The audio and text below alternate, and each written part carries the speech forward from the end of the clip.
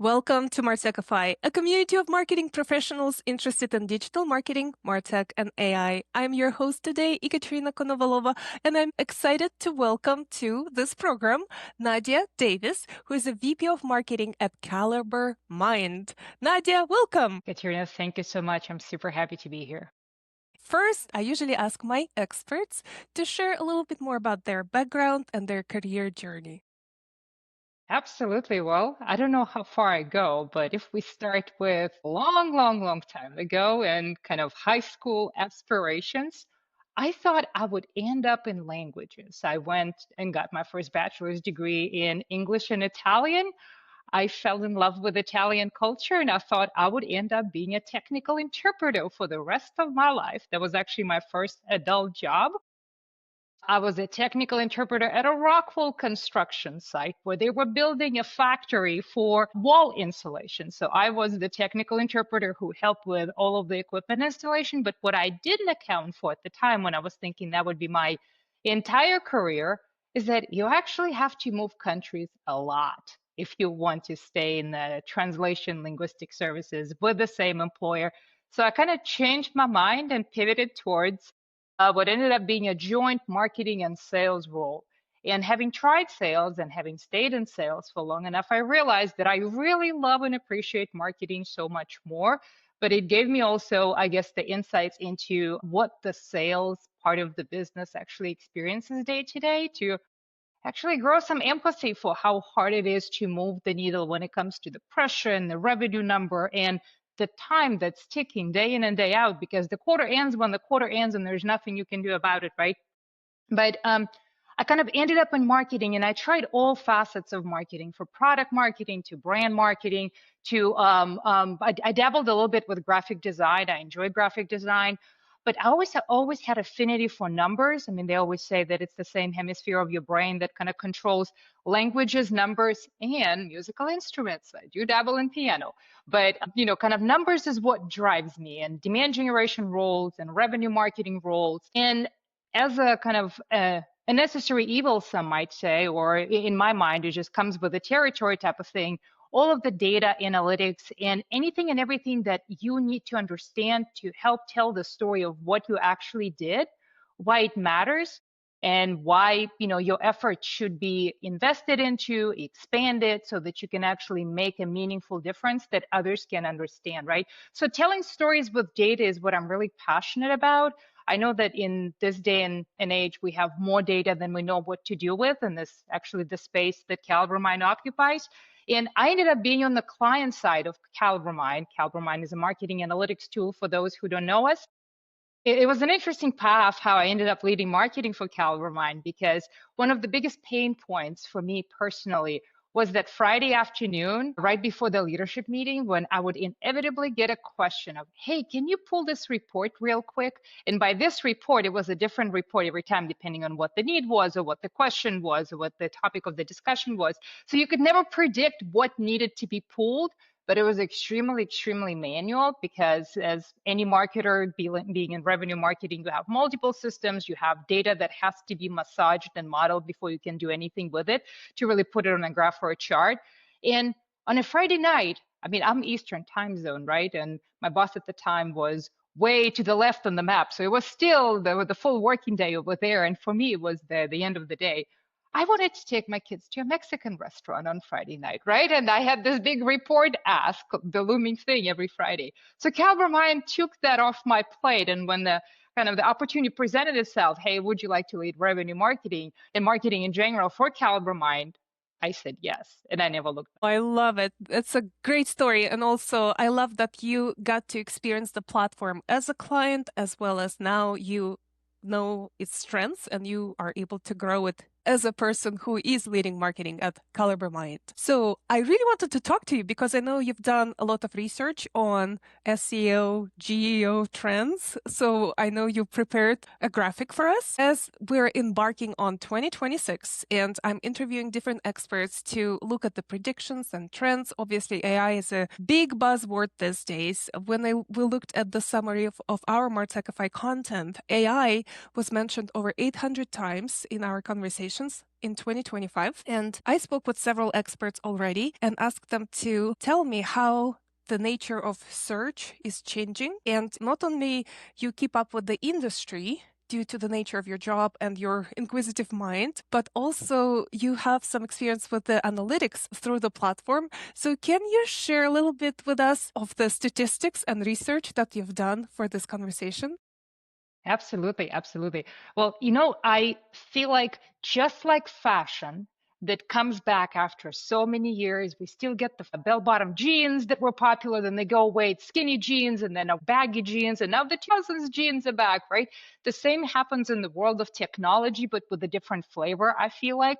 And when I look back to the early 2000s, right, when this was the SEO war, it's either you or the competitor, like who got the hack, who figured out the Google algorithm, right?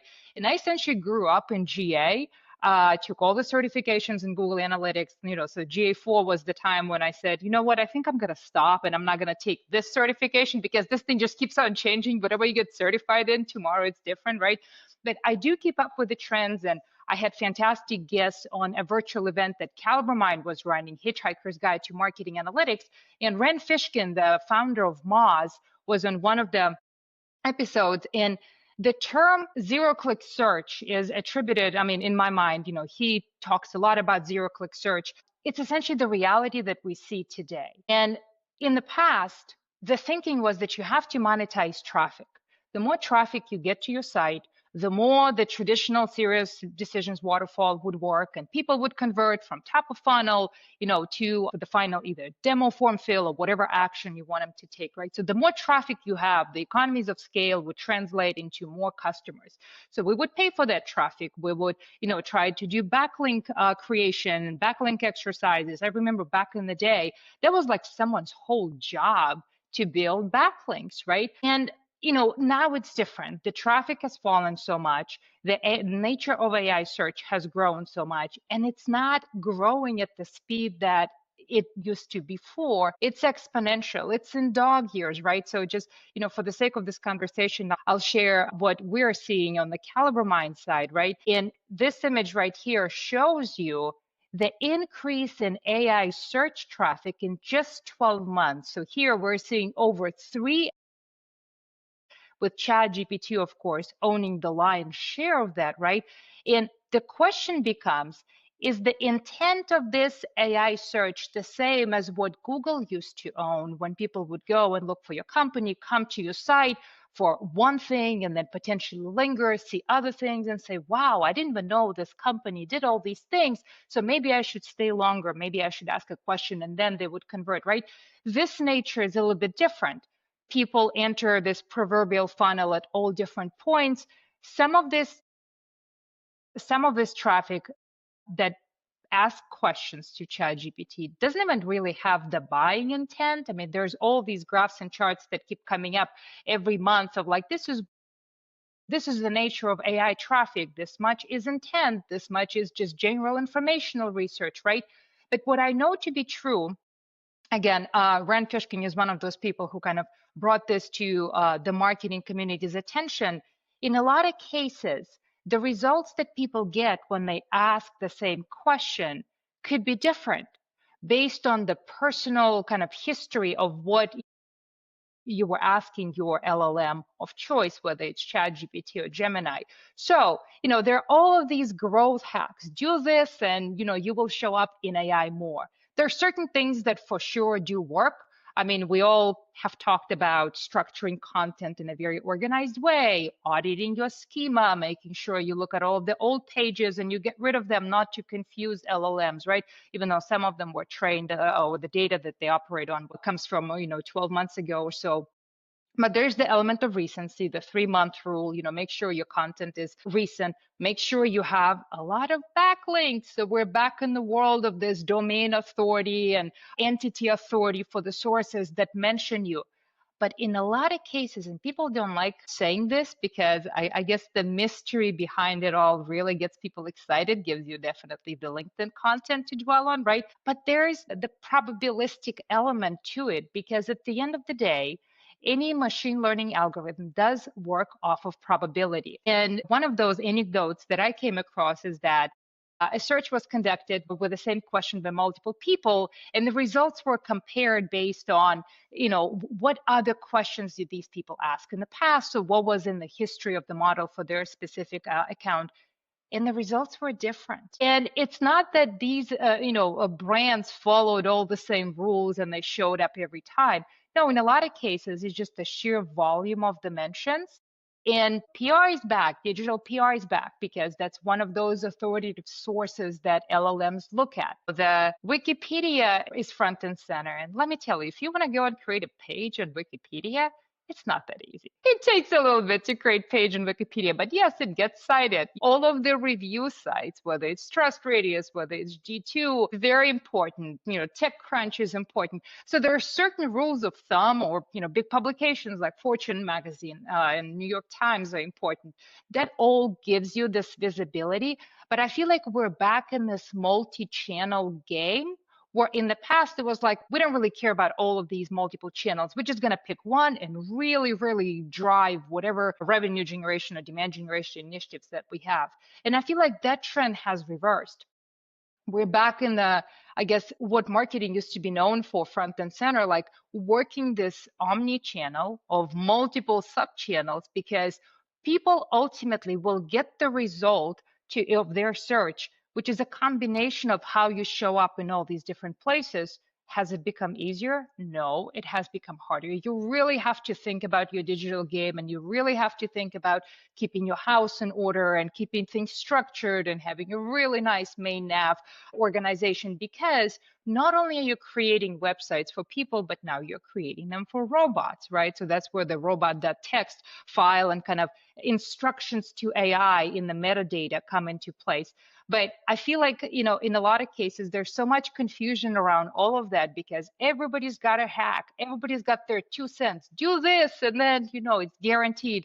I feel like we're not at the stage where things are guaranteed yet, but paying attention and staying up to speed on the practices definitely helps, because just like I shared this chart earlier, the 3x growth in AI search from Q4 of 24 to Q4 of 25, it'll probably be 9x next year as the algorithms change and the patterns change. So the only thing you can do is just stay abreast of it all. Yes, absolutely. What a great observation and research. Thank you for sharing that. And I do want to talk more about attribution in general, given your ample experience in looking at sales job and marketing job and how these two departments historically tend to fight. So can you share a little bit more thoughts on how you see these departments coexisting, as well as how marketers now are equipped with the tools to better attribute their contribution to the bottom line? Absolutely. And I think it's such a timely conversation too, because I just mentioned we kind of switched back to this multi-channel kind of outlook on what all the things we need to do in different places so that they all get aggregated and the final result gets delivered to a prospect in a very concise LLM, typical way. So attribution is one of those things where you absolutely have to collect all the data that you can, but collection is only one piece. Being able to stitch this data, bring it all together, and actually make a meaningful discovery of what it all means when it's all brought together. That's the hard piece. And I feel like historically, depending on who you ask, right, I'm in many marketing communities, and I feel like the population of marketers kind of divides itself into two groups. The group that absolutely hates anything that has to do with attribution, and they would tell you, attribution is dead. It doesn't work. You cannot track this, this, and that. And usually they would mention the dark funnel. They would mention the offline sources, because historically, attribution came from the world of digital, right? It came from the world of all the paid media, your Google ads, your Facebook ads, whatever else, right? So the assumption was that the buyer's journey only happens across digital channels. And then the aha moment happened, like, oh, wait, we actually go to conferences. Our salespeople pick up the phone and call.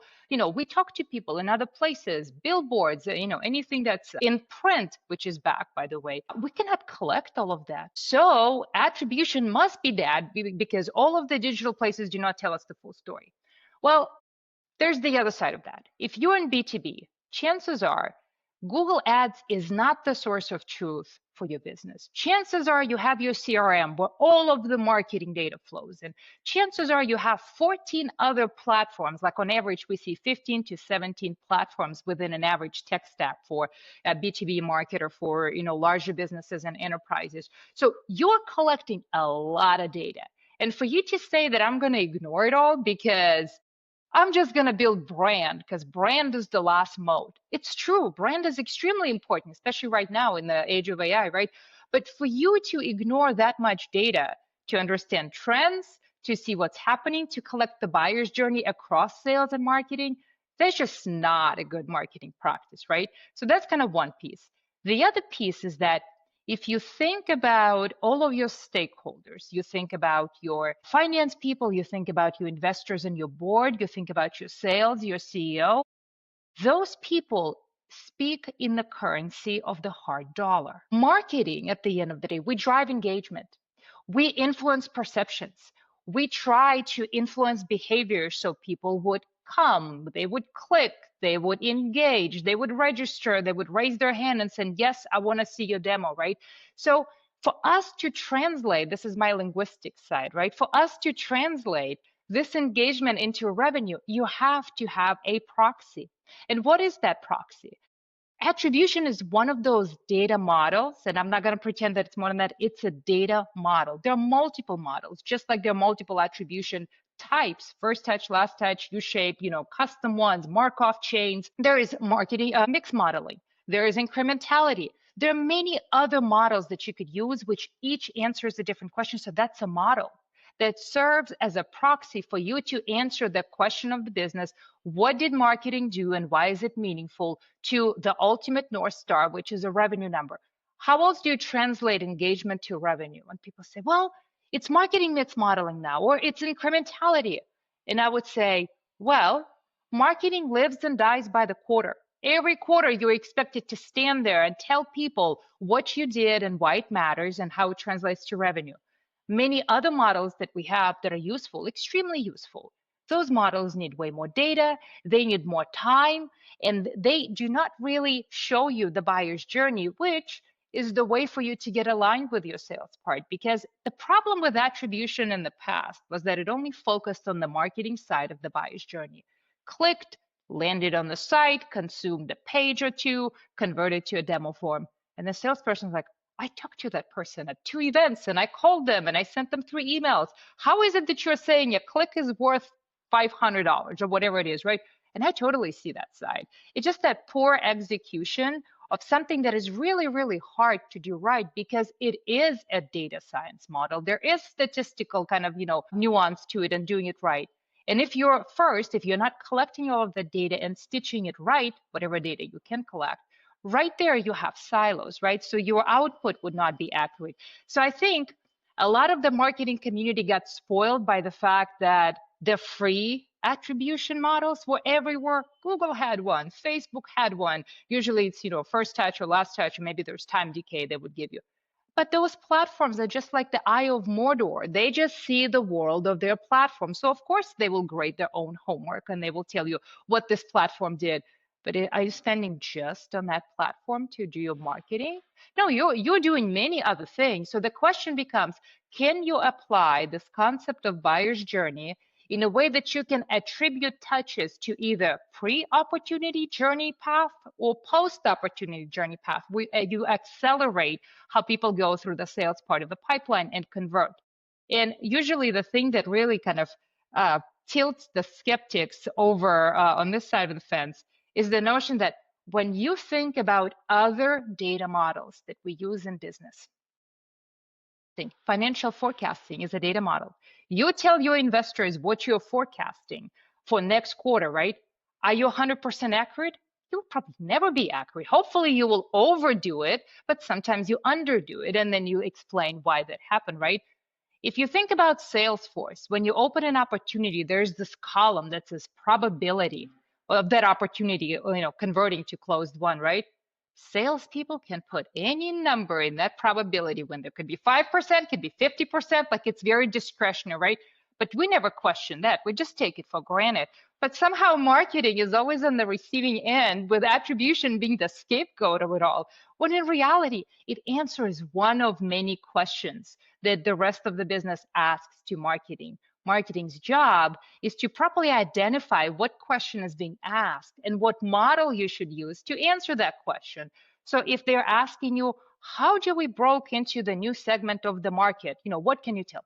Well, you would use your first touch attribution model, because you're breaking into a new segment. You want to understand what marketing tactics drive that initiative. You would invest in them more.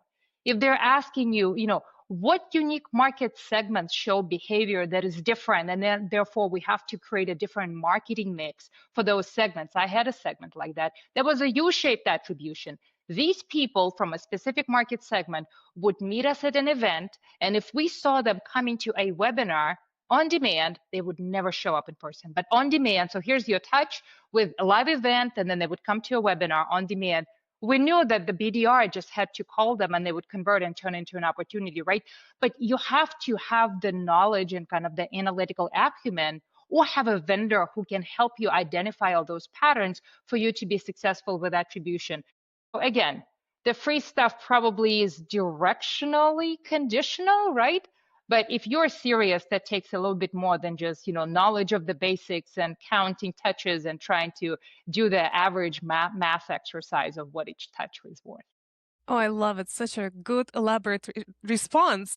I have a question for you, a follow-up. When you mentioned that outdoor advertising or print is coming back, how would you attribute or account for it in your attribution model? With print, typically there is a number in the magazine, right? And still, you kind of expect that if a person follows up on that promotion, they'll mention the You number. hope, please do that. Most do not, but yes. Correct. Yes, yes. You see? So how would you account for this kind of media? Absolutely. So I think this is the good use case where you say, maybe that is something that attribution will not show me, and I need to use a different model, which is in this case, media or marketing mix model, right? And it would not be necessarily a causation. It would be a correlation where you would say, in this quarter, we deployed this initiative, and knowing that our buyer's journey on average takes, let's imagine, 110 days for enterprise, right? Maybe 120 days. After 120 days, you go back and you look, is there any difference? While this was running, I noticed a lift or a drop off, or maybe no change at all, in the geofenced area of where these billboards or where the print magazine was distributed, right? So you, again, ask a different question, and you want to make sure you have enough data to make that educated kind of connection between the tactic that you chose to what you see in the pipeline. But the trick here, I think a lot of people jump to conclusions too fast. You have to know absolutely how long your buyer journey is on average. So you cannot expect to go back and measure results unless people travel through the average length of the journey and your sample size is big enough. So again, great question of saying, what data model do I use here? Maybe it's not an attribution model, maybe it's a marketing mix model, but also what you want to see is the reporting of all the data sources coming in. So maybe you will notice, say you don't have the means to do marketing mix modeling, you don't have the data science team, or your BI team is like really busy with other projects, right? You would start looking at other behaviors and the changes in the behaviors across the data that you have from other channels. Like when we bring all the data within CaliberMind, right? Like I use our own instance of, that's how I know what's happening in the market. I would start looking at different things that are truly not out of the box, not something that you would get in a traditional Salesforce dashboard or whatever other, Tableau dashboard. I start, looking for changes in behavior. And sometimes I wouldn't even know where to look. So I would go and ask the, AI agent, say, hey, look at all the data. What anomalies do you see in any of the sources across this period? And then it would get me on my inquiry starts getting deeper. But I think it's so important to have that aptitude to be able to synthesize large amounts of data that has been modeled, that has been stitched together, that is trustworthy. Well, you don't have various nuances that you take the outliers for the record of truth. But yep, that's the use case. Yes. I love it. Thank you so much, Nadia. It was very informational. Absolutely.